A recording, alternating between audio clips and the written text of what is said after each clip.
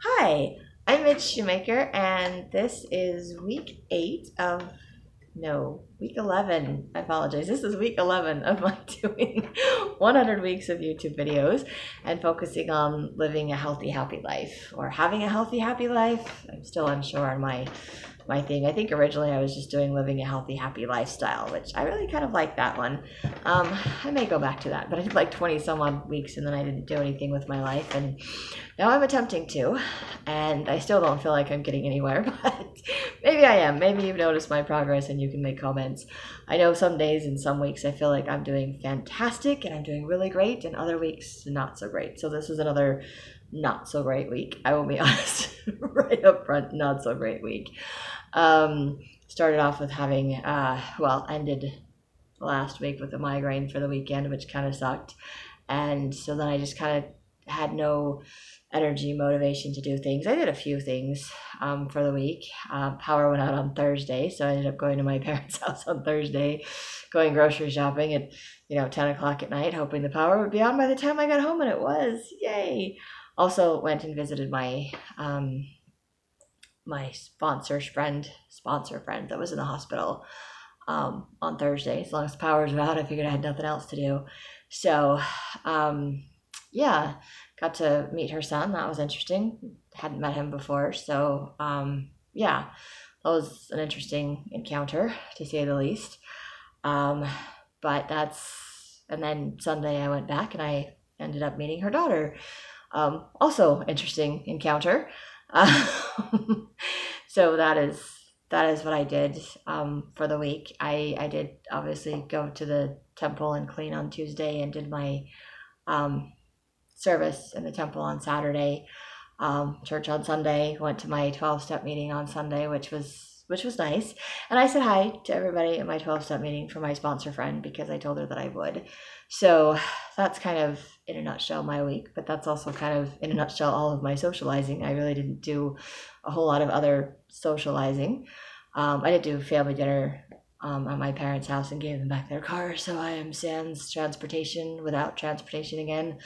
Kind of don't, sometimes I don't mind. I don't even really mind or care that I don't have a car to be driving right now, but other times when I want to go somewhere or do something, then I wish I had a car because I have to ask someone else or I have to wait for other people. So it's kind of sometimes I'm okay with it, other times I kind of wish I had one. But that was socially. Emotionally, I can't say I did a whole lot. I think I read my scriptures and meditationals a couple of times during the week, but not consistently. And same with journaling. I know Thursday when the power went out, I insisted I had to go home. My dad was like, Dad Shoemaker was like, stay here, you can spend the night. I'm like, I know, but I need to go home and I need to journal and I need to brush my teeth and I need to do my routine. I need to do it today. And then of course I went shopping and came home, and then I just stayed up and did stuff, and I was like, I don't want to do it. And I was like, nope, but I said I was going to. That was my whole reason for coming home. So I made myself journal at least once for the week, maybe a few more times. But spiritually, like I said, I went to the temple, did my service, and to church and to my 12-step meeting, which is fantastic. But also spiritually, I would like to point out that I did have kind of an analogy that popped into my head at Sunday dinner that I shared with Mom Shoemaker and probably a few other people since then. But I really liked the analogy. I love that God gives me like visualizations and analogies, and it's been several months since I took the self-reliance course on emotional health. So it's kind of a self-reliance on how to become emotionally healthy or be aware of your emotional health, where you're at with that. So it's been several months since I took that course, but I had this amazing analogy that popped into my head, and it was with regards to the last lesson that we had talked about getting a flat tire, that sometimes in life we get a flat tire and we have to like go see the mechanic, and it doesn't necessarily mean that we're going backwards. It just means that we're stopped somewhere, we're stuck somewhere for some reason or other, and that once we get the tire changed or fixed, we can start moving forward. And I had this thought that God is the mechanic in my life, and the more flat tires or the more mud that I run through or drive through or places that I get stuck, God is the one that comes and saves me, rescues me, Savior, My Savior, Jesus Christ, is the one that comes and rescues me. But then after that, I had this thought that there's lots of other mechanics out there. So I have to make sure that I'm going to the right one, because if I go to other people as a mechanic, sometimes they can help me and they can do a good job. And sometimes they can't. And sometimes they do more damage than they do good. And so if you go to the wrong mechanic, they will lie, they will cheat, they will make things worse than they already are, or they will say it's all better and they did a crappy patch job and it works for a few minutes or for a few days and then it all falls apart again. So I think a lot of times I go to the wrong mechanic and I end up kind of a mess. And other times I do go to God and I do go to my Savior. I go to the right mechanic and I get all the stuff done, but then I just, sometimes it's hard to get there. It's not hard to get a hold of them. I think they're just always there ready and waiting for me. I just have to get past the point where I feel like I can do it myself. Like when I was stuck on the freeway months ago and had to change 45 minutes to an hour and a half, whatever, changing a tire all by myself in the dark. And I can do that all by myself. But when I try to do it all myself, I think I make it harder on myself than when I allow God to help me or to guide me, or allow the other people that He sent into my life to help me. And I need to let them help me. So I just kind of love that analogy. And I kind of also was thinking, this is just another one of those weeks where I was having a flat tire, maybe a low tire, maybe just stuck on the side of the road, drove through the mud waiting for it to dry up, or just, I don't know, just tired and needed to stop at a rest stop and just not do anything for a while.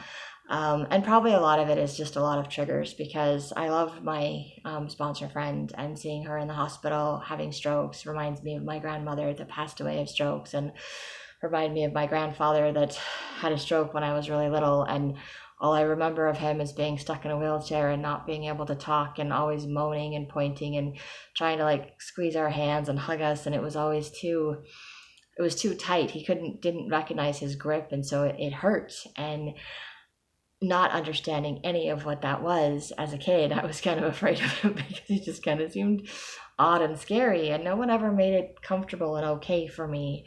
And so going and seeing my friend like that brings up all of those things. So emotionally, it's very exhausting for me to do that. But I'm grateful I went and visited my friend. I wish I'd gone and visited her more than I did. But I am grateful that I went, and I am grateful. The last thing I said to her on Sunday is that I love her, that I would see her later, and that I would tell everybody hi for her at the meeting. And that's about it. And it was also really sweet, because somewhere in the middle of all of that, she asked how I was doing. And she said, "How is Midge?" instead of, "How are you?" She was like, "How is?" And I'm like, yeah. So then it kind of reminded me that even though she couldn't always get her sentences out right, and maybe couldn't respond to everything I was asking her, that she still cared about me, and she still wanted to know how I was doing. And she still was interested in me and in my life. And that part of my friend was still there, even though she was struggling to swallow, struggling to talk, struggling to communicate at this point. And she still cared, and she still wanted to know what I was doing in my life. And I am so grateful for that, and for that memory that I will have of my friend, as hard as it was for me to be there.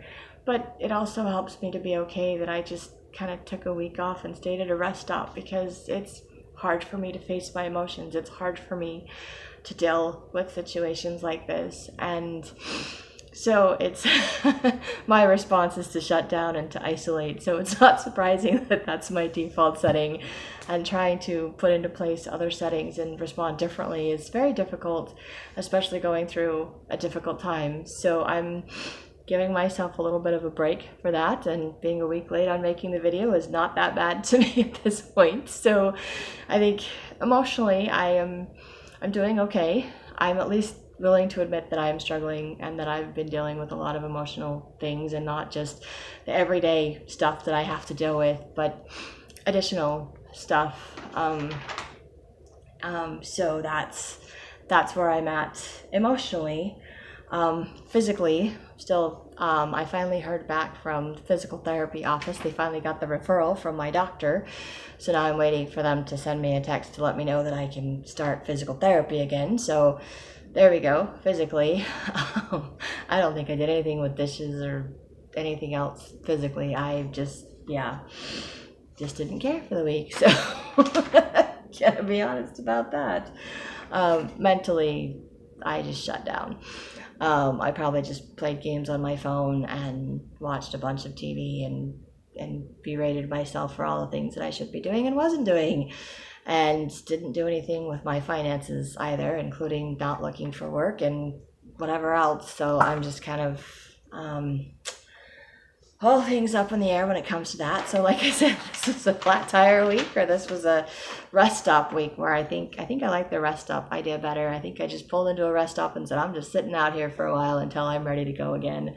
And if I need a mechanic, when I'm ready for the mechanic, I know where the mechanic is. I know that God is always there for me and ready to help me whenever I'm willing to admit that I need the help and willing to ask for it. And oftentimes he'll send someone along the way to help, which is amazing. And sometimes people come along and they're not the best people. So I need to learn to distinguish between the good mechanics and the not so good mechanics. The ones that God is sending to help me, and the ones that are there to get in my way, like they think it's a race that they want to win or cheat or whatever the case may be. I don't know.